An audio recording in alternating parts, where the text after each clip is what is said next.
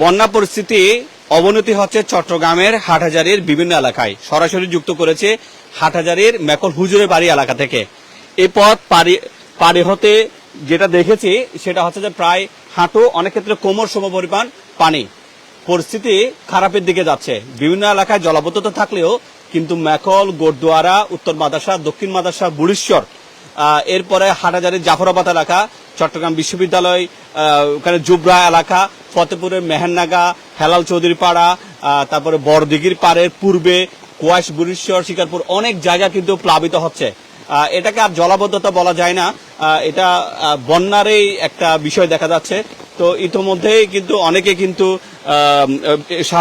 মানুষ সাহায্যে এগিয়ে আসছে। আমরা এখানে যেতে যেতে এই পথে একটু আগে আমরা কথা বলেছিলাম অনেক মানুষের সাথে। আবার এই পথে আমরা আরেকজনকে দেখতে পাচ্ছি, ফয়জিয়া সুলতানা, যিনি মেকল ইউনিয়ন পরিষদের একজন সম্ভাব্য মহিলা চেয়ারম্যান প্রার্থী। আমার মনে হাটহাজারী তার কেউ নেই, তাও আমরা এই পথে আস্তে আস্তে কাকতালীয় ভাবে ওনাকেও পেয়ে গেছি। আমরা ওনার সাথে একটু কথা বলতে চাই। তবে যে কথাটা আমাকে অবশ্যই বলতে হবে সেটা হচ্ছে যে পরিস্থিতি কিন্তু খারাপের দিকে যাচ্ছে, সবাই সবার মতো এগিয়ে আসবেন এমনটা প্রত্যাশা। ফয়জিয়া সুলতানা, আজকে এই এলাকায় কোথায় কোথায় গিয়েছেন আপনি? আজকে আমি এখানে হাসিমের পুলে গেছি, তারপরে বিভিন্ন জায়গায় গেছি। পরিস্থিতি কেমন দেখতে পেয়েছেন এই এলাকায়? পরিস্থিতি দেখতেছি অনেক খারাপ, মানে চারিদিকে পানি, গড়ে না উঠলে তো রাস্তাতে পানি, রান্নাঘরও পানি, রান্না করতে পারতেছে না, মানে অনেক কষ্ট হচ্ছে মানুষের দেখতেছি। আচ্ছা, আপনারা কি কোনো মানুষকে সাহায্য করার জন্য কোনো উদ্যোগ নিয়েছেন কি এরকম? হ্যাঁ, আমরা উদ্যোগ নিচ্ছি, তবে আমাদের সাধ্য মতো আমরা ত্রাণ দিব, তবে গোপনীয় ভাবে, মানে কাউকে বলবো না, এমনি দিয়ে দিব, রাত্রে দিয়ে দিব আর কি। আচ্ছা, সেটার জন্য কিভাবে কাজে সহযোগিতা নিচ্ছেন? আমরা মেম্বারদের সহযোগিতা নিচ্ছি, মেম্বার থেকে লিস্ট নিয়ে তারপর দিব। এটা কি প্রতি ওয়ার্ডে ওয়ার্ডে? হ্যাঁ, প্রতি ওয়ার্ডে 9টা ওয়ার্ড আছে, সব ওয়ার্ডে। আচ্ছা, ফয়জিয়া সুলতানা, যিনি মেকল ফকিরহাটের আলহাজ নুর আলম সদাগরের কন্যা এবং ব্যবসায়ী সরওয়ার মুর্শাদ ওনার স্ত্রী। তো ওনার বাড়ি যদিও হাটহাজারী উত্তর মেকল, বাট ওনাকে আমরা এই পথে এখানে পেয়েছি। আমরা একটু যদি আর একটু সামনের দিকে যাই, সেখানকার আমরা পরিস্থিতিটুকু একটু আমরা হয়তো একটু দেখাবো। এখানে আসলে যে বিষয়টা বলার আছে, আমরা একটু সতর্কতা অবলম্বন করার জন্য সবাইকে বলবো। রাত হোক দিন হোক, এখন সব জায়গায় কিন্তু পানি। তো পানিতেই ইতিমধ্যে যতটুকু জেনেছি 4জন বা 5জন মানুষ কিন্তু হাটহাজারীতে সাপের কামড়ে আক্রান্ত হয়েছেন এবং তারা চট্টগ্রাম মেডিকেল কলেজ হাসপাতালে কিন্তু চিকিৎসা নিচ্ছেন। তো রাতে যারা ঘর থেকে বের হবে কিংবা দিনে, এখন বিষধর সাপ বা নির্বিষ সাপ, এগুলো কিন্তু আপনার হতে পারে, মানুষকে কাটতে পারে। এবং সাপ তার আবাসস্থল যেহেতু পানির নিচে তলিয়ে গেছে, বিভিন্ন ভবনে মানুষের বসত ঘরে কিন্তু প্রবেশ করার একটা রয়েছে। আমরা আস্তে আস্তে এখানে একটা বাড়ির কাছাকাছি চলে এসেছি। এটা হচ্ছে যে আজিজুর রহমান সারাং বাড়ি। এই বাড়ির দিকে আমরা একটু এগিয়ে যেতে চাই। এখানে বাড়িতে যদি আমাদের ঢোকার পরিবেশ হয়, আমরা একটু হয়তো করতে পারি। আসলে মানুষের একেবারে ঘরে পর্যন্ত পানির একটা অবস্থা আমরা দেখতে পাচ্ছি। আজিজুর রহমান সারাং বাড়ি, আপনাদের বাড়ির কি অবস্থা এখানে? দেখতেছেনই তো, ঘরে কি পানি উঠার পরিস্থিতি হয়ে গেছে? কিছু কিছু ঘরে উঠছে, আর গুলাতে আছে এখনো। আচ্ছা, এই পানি এরকম দেখছেন আজকে কয়দিন ধরে? আজকে 2 দিন। 2 দিন ধরে না? ঘর থেকে কেউ বেরোতে পারছে না? না না, যারা বাচ্চা আছে বা সবাই আছে সবাই ঘরবন্দি এখন। কি মানুষ একটা ভয় কাজ করছে এরকম করে কিছু? হ্যাঁ হ্যাঁ, এই বাড়ির অন্যান্য ঘরগুলোর অবস্থা কি? কিছু কিছু ঘরের মধ্যে পানি আছে, আর কিছু কিছু ঘর এখনো এই অবস্থায় আছে সব। ওইদিকে পানি আরো বেশি না? না, এদিক দিয়ে কম, এখানে এটাতে বেশি, ওই দিক দিয়ে কম। তো এরকম এখানে আশেপাশে যতগুলো বাড়ি আছে সেগুলোর বিষয়ে কি জানলেন? পানির কারণে কোথায় যাওয়া হয় নাই, অর্থাৎ মানুষ পানি বন্দি আছে। হ্যাঁ, কাল রাত আসছি তখন এক কোমর পানি, সকাল থেকে আর বের হয় নাই, এখন বেরিয়েছি। তো এ হচ্ছে যে বিষয়। তো এই যে আমরা যদি একটু আপনাদেরকে বলি, এই পরিস্থিতিতে হাটহাজারীর বড়দিঘির পাড়, পশ্চিমে পূর্বে সব দিক দিয়ে, তারপরে অনন্য আবাসিক এলাকা, সেখানে এভারকেয়ার হাসপাতাল, ওদিকে তো ওইটা পানিতে তলিয়ে গেছে। এরপরে বড়দিঘির পূর্ব পাড়ে যে সমস্ত এলাকাগুলো আছে সেগুলো কিন্তু পানিতে তলিয়ে গেছে। এরপরে মেখলের অধিকাংশ এলাকা পানিতে তলিয়ে গেছে। অনেক জায়গা কিন্তু আমি হয়তো লাইভে এসে সবগুলোর নাম বলতে না পারলেও কিন্তু পরিবেশ কিন্তু আস্তে আস্তে অবনতির দিকে যাচ্ছে। যদি বৃষ্টি না কমে তাহলে আরো বিকট পরিস্থিতি খারাপের দিকে যেতে পারে।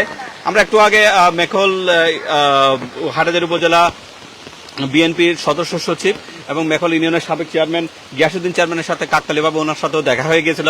ওনার সাথে আমরা কথা বলতে গিয়ে তিনি যেমনটা জানিয়েছেন, ব্যারিস্টার মীর হেলালের পক্ষ থেকে গতকালকে বন্যা দুর্গত বা পানিবন্দী যারা আছেন তাদেরকে তিনি নিজেই উপস্থিত থেকে অনেকে খাদ্য সামগ্রী, উপহার সামগ্রী দিয়েছেন, ত্রাণ সামগ্রী দিয়েছেন এবং তিনি তার যারা নেতাকর্মীরা আছেন স্ব ইউনিয়নের স্ব এলাকায় ত্রাণ নিয়ে মানুষের পাশে থাকার কথা বলেছেন। কিন্তু এটা স্পষ্টত আপনাদেরকে আমরা একটু বলতে পারি যে এদিকেও যদি একটু দেখেন আস্তে আস্তে কিন্তু পানি বাড়ছে, এরপরে আপনি যদি এদিকেও যান দেখবেন এখানেও কিন্তু পানি, সর্বত্র কিন্তু সব জায়গায় কিন্তু পানি। তো এক্ষেত্রে আমি একটু অনুরোধ জানাবো সবাই সবার মতো স্ব এলাকার প্রতি একটু দৃষ্টি রাখবেন। শুধু যে একটা রাজনৈতিক দল বা সরকার মানুষকে এই পরিস্থিতি যে অবস্থায় দেখতে পাচ্ছেন যে সহযোগিতা করবে এমনটা নয়, সবার অবস্থান থেকেও কিন্তু চেষ্টা করতে হবে। এই যে এখানে কবরস্থান রয়েছে, কবরস্থানেও কিন্তু পানি।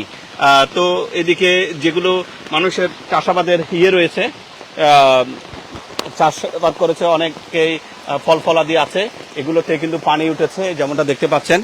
তো এ হচ্ছে যে হাটাজারি মেকলের পরিস্থিতি। আমরা কিন্তু অনেক জায়গায় যেতেও পারি নাই। মেকলের হুজুরের বাড়ির ওখানে ব্রিজে কিন্তু আমরা গাড়ি রেখে এই পথ কিন্তু পাড়ি দিয়ে এসেছি। আমরা একজন ছাত্র ভাইকে দেখতে পাচ্ছি। এলাকার পানির অবস্থা কেমন দেখতে পাচ্ছেন? অনেক পানি আছে, অনেক পানি না? কয়দিন ধরে এই পানি?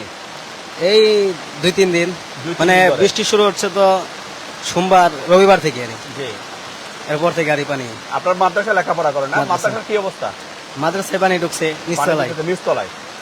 যে আমাদের একজন ভাই বলছে যে মাদ্রাসার নিচতলায় পানি। আমরাও কিন্তু একটু আগে কথা বলতে যেয়ে সেটা দেখেছি। আল্লাহ আমাদের এই বিপদ থেকে রক্ষা করুন।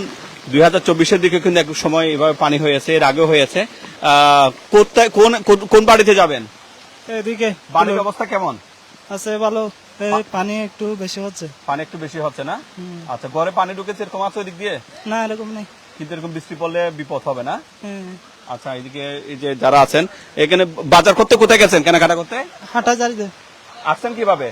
এই গাড়িতে করে। পানি ওই পথেও পানি না, যে দিদিকে আসে ওখানেও পানি না? পানি। আচ্ছা, এখানেও কিন্তু ওইভাবে পানি। তো এখন আমরা কিন্তু মেকল আনন্দবাজার এলাকায় যেতে পারি না। আমার মনে হচ্ছে সেদিকে আরো বেশি পানি হবে। মেকল আনন্দবাজার, গোরদুয়ারা, এই তারপরে আপনার এই মেকল জাফরাবাদ এলাকা, হাটাজারি পৌর এলাকার মোহাম্মদপুর, এরপর আসলে অনেক জায়গা রয়েছে। তারপরে ছিপাতলি, গুমান মর্দন, এই এলাকায় কিন্তু পানিতে তলিয়ে যাচ্ছে। তো যদি ইনশাআল্লাহ আল্লাহ চাহেন তো বৃষ্টি যদি কমে যায় সেটা হয়তো হবে। আমি একটু আগে হয়তো আপনারা পানি কম দেখছেন, কিন্তু এদিকে হাঁটু সম পরিমাণ পানি। অর্থাৎ আমরা যখন মেকল মাদ্রাসার দিকে যাচ্ছি সে পথে কিন্তু আমরা একটু আগে লাইভ করে আসতে আসতে সেখানে কিন্তু হাঁটুর উপর পরিমাণ আমরা পানি দেখতে পেয়েছি।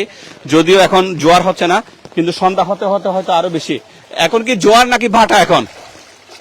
বা পানিটা কোন সময় এখন? কি ভাটা? সন্ধ্যার দিকে পানি আরো বেড়ে যায় না? পানি আরো বেড়ে যায়। অর্থাৎ মাদ্রাসার ছাত্র ভাইরা যেমনটা বলছেন এখন হচ্ছে ভাটা। তো এখন ভাটাতে এই অবস্থা, যখন আপনার সন্ধ্যার দিকে সম্ভবত জোয়ার আসবে, জোয়ার আসলে কিন্তু পানির তীব্রতা আরো বাড়বে।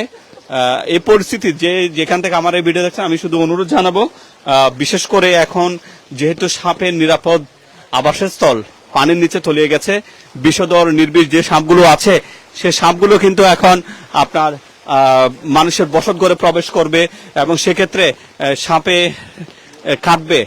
তো সেক্ষেত্রে সবাইকে কিন্তু সতর্ক থাকতে হবে, এছাড়া কোনো বিকল্প নেই। এই যে যেমন ধরেন এখন যদি একটু আমাদের এখানে হাঁটুর দিকে দেখেন, দেখেন আমরা এখন হাঁটু পরিমাণ পানিতে রয়েছে। এদিকে একটা ঘর রয়েছে, ভবন রয়েছে, সে ভবনের কিনারায় পানি। এগুলো হচ্ছে নতুন ভবন নির্মাণ করা হয়েছে, উঁচু করে করা হয়েছে। হয়তো এখানে এখনো 6 ইঞ্চি বাকি রয়েছে, কিন্তু অনেক জায়গা রয়েছে যেখানে কিন্তু পানি ঢুকে গেছে। এখন আমার হাঁটু পরিমাণ পানি ক্রস করছে, এরকম একটা অবস্থা। অর্থাৎ পানি এখন ভাটা। হালদা নদী কিন্তু এখান থেকে আপনার 1.5 কিলোমিটারের মধ্যে রয়েছে। দক্ষিণ এশিয়ার একমাত্র প্রাকৃতিক মৎস্য প্রজনন ক্ষেত্র হালদা নদী। সে হালদা নদী দিয়ে কিন্তু পানি গুলো কর্ণফুলী হয়ে সাগরে যাবে।